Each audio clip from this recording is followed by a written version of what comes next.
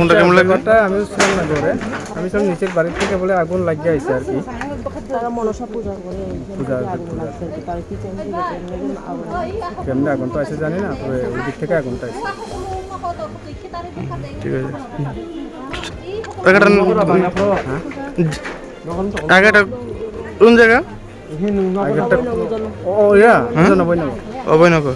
ঠিক আছে।